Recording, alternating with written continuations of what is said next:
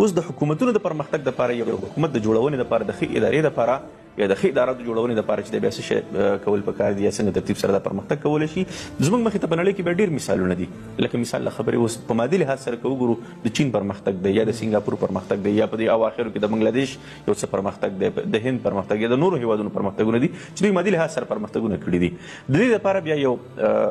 سنګاپور یو مفکر دی چې هغه اصل کې د سند ابا و اجداد د هغه د سندو بیا دوی لاړل سنګاپور ته او د هغه نوم د کشور محبوباني. دا ډېر ښه لیکوال دی. کشور محبوباني ډېر مهم کتابونه لیکلي. 2013 کې یو کتاب لیکلی، 2019 کې یو کتاب لیکلی دی چې هیز چاینا وان، یا دې نه مخکې کتاب لیکلی دی چې هیز ویسټ لاستډ،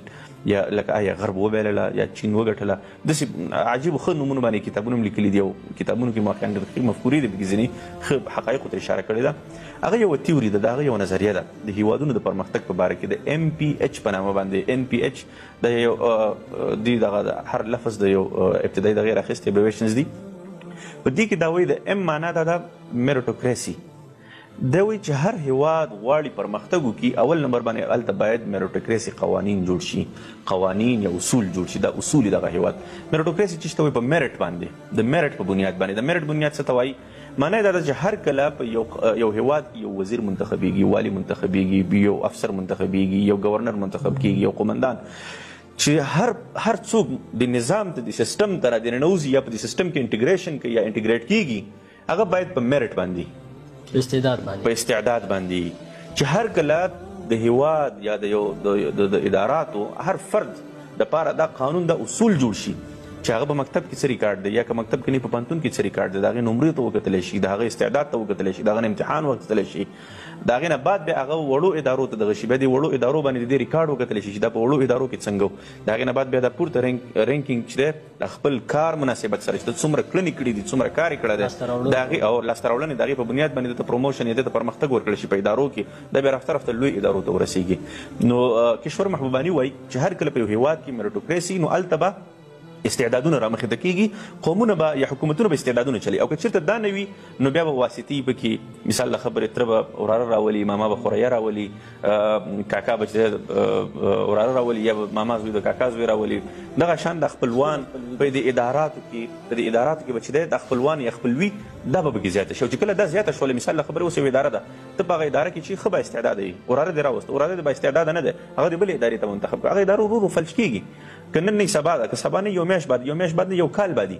هر کله چې د یوې ادارې مشر ساده نو بیا هغه د خپل لاس لاندې خلکو سره هم چې د ښېګړه نشي کولی، خپل لاس لاندې خلکو نه به هم هغه ډارېږي. که مثال له خبرې ته یو اداره کې او ته پوه سړی، ته هینډل کولی شي دا اداره، کنټرول کولی شي، ستا پې وس رسېږي په دې اداره باندې، نو ستا د لاس لاندې چې کوم خلک دی هغه باندې به هم ستا وس رسېږي او هغه به هم ته ښه منیج کولی شي، ښه به په هغې باندې کار کولی شي. او که چېرته ستا پوهه کمی او ته په واسطه باندې راغلی یا چېرته په خپلوي باندې راغلی، نو تا نه ښکته استعدادونه چې راپورته کېږي تا ته په دې باندې قهر درځي. ته به غواړې چې په دې اداره کې به یو دیکتاتوري غوندې نظام جوړ کړي. چې کله ته دیکتاتوري غوندې نظام جوړ کړي او هغه ښکته کوم خلک چې تا نه دي هغه بار بار ته پوشکې، بار بار چې هغه تهدیدی، هغه ته پابندیانې پرې لګوي، په هغه باندې بندیزونه لګوي، هغه خپل کار ته نه پرېږدي، تخلیقي ذهنیت ته نه پرېږدي، استعداد کارونې ته نه پرېږدي، په دې خاطر چې هغه ډېر حرکت کې نشي او زما د چوکۍ په خطر کې نشي یا زما د حیثیت ورسره خراب نشي. خامخا چې انسان بې استعداده وي او هغه ښکته با استعداده سړی دغه نه، خامخا دی بیا غواړي چې هغه با استعداده انسان د ده نه پرمختګ ونه کړي، د نه مخکې لاړ نه شي. ځکه اول ظلم ده دا کړی چې دی په غلطه چوکۍ باندې ناست دی، دویم ظلم دی دا کوي چې د بل استعداد تباه کوي. د بل استعداد چې تباه کېږي رفته رفته هغه ټوله اداره ورسره کمرنګه کېږي، اخره کې هغه فلج کېږي، هغه ختمیږي بالکل هغه اداره. همدغه راز دویم نمبر باندې مهمه خبره دا ده چې کله په یو هیواد کې میریټوکراسي نظام نه وي یا داسې یو نظام نه وي چې هغه په استعدادونو باندې ولاړ، هلته فساد رامنځته کېږي. لکه موږ او تاسې کتلی شو، یو سړی دی یو چوکۍ اخلي، ډېر ادارې مخکې داسې وې چې هغه به یو چوکۍ واخیستله په 2 لکه ډالر، 3 لکه ډالر، 4 لکه ډالر باندې، بیا به چې دی ده به د چوکۍ نه 15 لکه 6 لکه ډالر اخیستل. داسې هم شوي دي چې ډېرو حکومتي کارکوونکو مخکې وختونو کې هغوی به د یو صراف نه پیسې راواخیستلې، دا پیسې به چې دی هلته ورکړلې مخکې افسر ته یا غټ سړي ته به یې ورکړې یا یو لوړ پوړي چارواکي ته به یې ورکړې. هغه به ده ته چې دی چوکۍ ورکړله، ده به بیا 4 لکه ډالر چې د صراف نه راخیستي وو هغه ته به 50,000 یا 1 لک ډالر چې دی هغه ته په سود کې منلي وو. دا یو قسم ته انویسټمنټ غوندې یا سرمایه ګزاري غوندې وه. بیا به ده دا 4 لکه ډالر دا خو به یې راویستل 1 لک ډالر به د صراف دپاره هم ترېنه راویستل او 3-4 لکه به یې ځان دپاره، 15 لکه 10 لکه به یې ځان دپاره هم پکې ساتل لکه په حیث او دایمي بنئ بلکې ډېرې چوکیګانې به داسې وي چې هغه به د موقت وخت لپاره خرڅېدلې یو چوکۍ به شپږ میاشتې چې د دې څونه قیمت دی د یو کال لپاره د چوکۍ څومره قیمت دی نو هغه مخصوص حده پورې به چې دغه شولې بیا به دغه سړی چې د تجارت به یې کوو په دې چوکۍ باندې ته به خپل ښکته کارمندانو ته ویلې چې ما ته دونه پیسې برابروئ هغه به بیا بل کارمند ته ویلې هغه نه ښکته همداسې هر یو به پکې خپل کمیشن اخیسته د کړیو په شکل کې به دا فساد داسې روانو تر دې حده پورې چې عام هغه زور به چاته وته چې باندې په لمر کې ولاړ سخته تېروونکی په مزدورۍ ګټونکی او داسې یو سړی چې دا هغه د خپلې خولې مړۍ چې دی هغه به راخیستی و د خپل کار دپاره هغه به بیا یو کس ته یو کارمند ته به ورکول او کارمند به ترې خپل کمیشن اخیسته هغه به بیا پاس ورکول هغه به بیا پورته ورکول هغه به پاس ورکول دا به بیا رسېدلي د چا دا به بیا رسېدلي د یو داسې تاجر د یو داسې فساد پیشه د یو داسې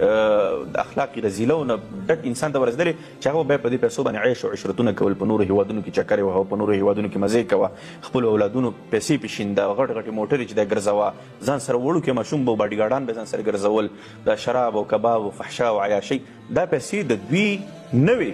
نه په دوی کې دومره استعداد نه د دوی دومره صلاحیت نه د دوی نیکونو خزانې پیدا کړې وې دا پیسې ټول د غریب نه وتلې نو په دې خاطر باندې دا فسادونو به د چین په شکل کې کار کوو د زنځیر په شکل کې به کار کوو چې یو کړۍ به وه بله کړۍ به وه بله کړۍ به وه نو هر کله چې په یو هیواد کې میریټوکریسي نظام نه یا د استعدادونو مطابق خلک نه ګمارل کېږي هلته بیا تجارت پیشه خلک هلته بیا داسې خلک چې هغوی فساد او رشوت او غبن او غلا او د الله تعالی د قهر فکر نه کوي خلک هغه بیا په دې شیانو کې مبتلا کېږي او زور بیا عوامو ته وځي همدغه راز بیا په دې کې بل مشکل دا پیښیږي چې هر کله په اداراتو کې رشوت عام شي فساد عام شي خامخا په هغه اداراتو کې به بیا داسې چې هلته بیا مجرم نه لیولی کېږي اوس یو سړی دی قتل یې وکړه هغه چې دی جیل ته لاړه د جیل مشر چې دی هغې باندې پیسې واخیستلې مثال هغه بیرته خوشي شو دا سړی سبا بیا قتل کوي یو سړی دی غلا یې وکړله یو سړی دی هغه یو بل داسې جرم وکړ یو چا عزت ته لاس واچو بېعفتي چاته ورسوله دغه سړی سبا پوهېږي چې په پیسو باندې زه خوشي کېږم دا پیسې چې دی بس ورکړي هلته سبا بېرته بیا خوشي بیا د خپل کار کوي بیا پیسې ځان سره جمع کوي یو څه پیسې ځان ته دې لپاره کېدي چې سبا بیا زه بندي کېږم چې دا پیسې بیا هلته په ایډوانس کې زه ورکړم بیا سبا د وکیل په ذریعه باندې د یو کس په ذریعه باندې د بل کس په ذریعه باندې د والي په ذریعه باندې د معاون په ذریعه باندې به دا سړی مثال راخوشي کېده نو په دې طریقه باندې به په ټولنه کې د جرم کچه زیاتېدله چې هر کله به د جرم کچه زیاته شوله نو یو تاجر سړی چې هغه غټه سرمایه‌ګزاري کوي میلیونو ډالر میلیونو افغانۍ سرمایه‌ګزاري کوي او د هغه بچی سبا څوک تښتوي یا کور ته څوک ګرنیټ ورچوي یا څوک یې تهدیدوي یا څوک ورته یو خط رالیږي یا یو ټلیفون راځي چې دونه بتا یا دومره هغه د بدماشۍ پیسې ماته راکړه باج ماته راکړه نو هغه تاجر به دلته پاتې کېږي هغه به دلته سرمایه‌ګزاري کوي نو دغسې جرمونه چې کله عام شي نو دا بیا په غیر مستقیم ډول باندې په غیر مستقیم ډول باندې په تجارتونو باندې اثر کوي د هیواد په سرمایه‌ګزاري باندې اثر کوي د هیواد په درآمدات او برآمدات باندې اثر کوي یعنی ټول هیواد ته نقصان رسیږي او موږ او تاسو ته کتلي دي چې ډېر خلک دي زموږ او ستاسو د وطن چې هغه په تېرو وختونو کې هغه لاړل په همدې خاطر باندې چې هغوی ته تهدیدات موجود وو هغوی ته مشکلات موجود وو هغوی ته غټ غټ تاجران وو په دې خاطر باندې د میریټوکریسي په نظام کې په دې کې د جرم معافي نه بلکې مجرم سخت نیول کېږي مجرم چې دی هغه تهدیدېږي مجرم بیا جرم ته نه پرېښودل کېږي دې سره بیا یوازې د جرمونو کنټرول نه وي بلکې تجارتونه هم ورسره پرمختګ کوي د خلکو امن او امان هم ورسره پرمختګ کوي تعلیمونه هم ورسره حتی پرمختګ کوي نو په دې خاطر باندې د میریټوکریسي نظام چې دی د کشور محبوباني او په خپل فرمول کې یعنی ام پی ایچ فرمول کې اولنی لفظ میریټوکریسي ده دویم نمبر باندې هغه د پرګماټیزم خبره کوي پرګماټیزم یعنی منفعت پسندي یا فایده پرستی یا نتایج پرستی په بنیاد باندې هغه چې هر کله یو هیواد غواړي پرمختګ وکړي نو باید چې هغه په خپلو پالیسیو کې نتایجو ته وګوري د اداراتو وګړي د اداراتو خلک لوړپوړي چارواکي واړه چارواکي هغه باید یو اجتماعي سوچ ولري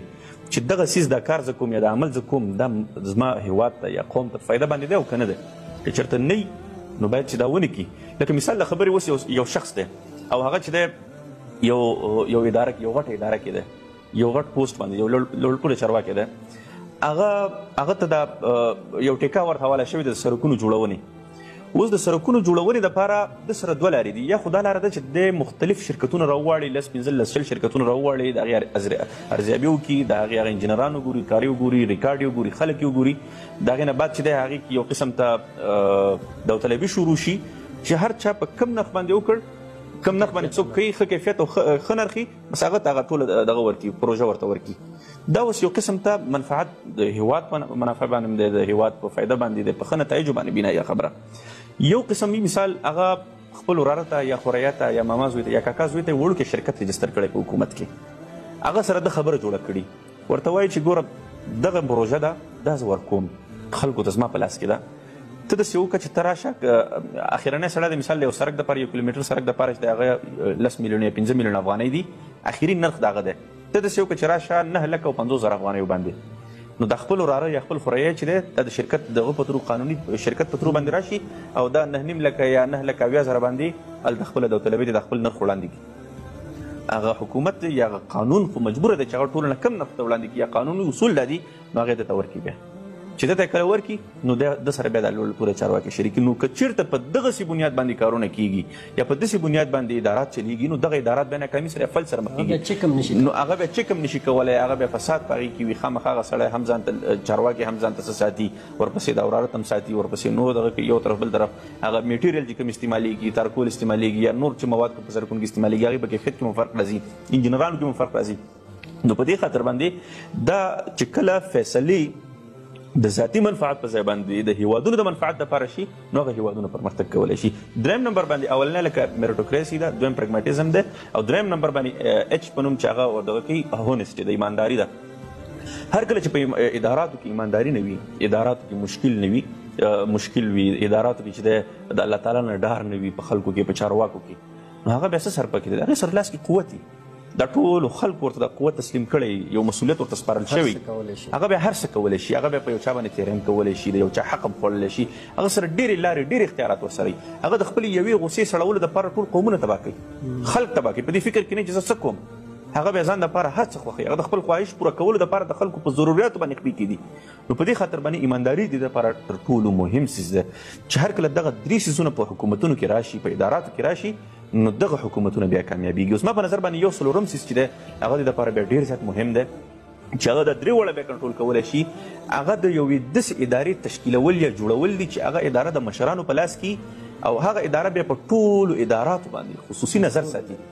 کنټرول پې ولري خصوصي نظر خصوصا د فساد دپاره جوړه شوي په ډېرو هېوادونو کې داسې شوي هم دي لکه مثال د خبرې سعودي ده اوس سعودي کې النزاهه په نوم باندې اداره ده اوس د دې ادارې خلک چې هر ادارې ته لاړ شي هلته هغه دغه ادارې چارواکي یا دغه هغه بیا کار نشي لرلی خپلو کاغذاتو سره دوی ځي ټول کاغذات چک کوي ریکارډ چک کوي څه دې کړي دي څه دې نه دي کړي که په فساد باندې ګیر شي مستقیما په لاس کې دي واک لري اختیار لري یا په برطانیې کې موږ تاسو د MI5 په نوم باندې اداره لیدلی چې هغه دا کار کوي په نورو هېوادونو کې زما په فکر باندې داسې یو ادارې تشکیل چې هغه مستقیما د رهبري سره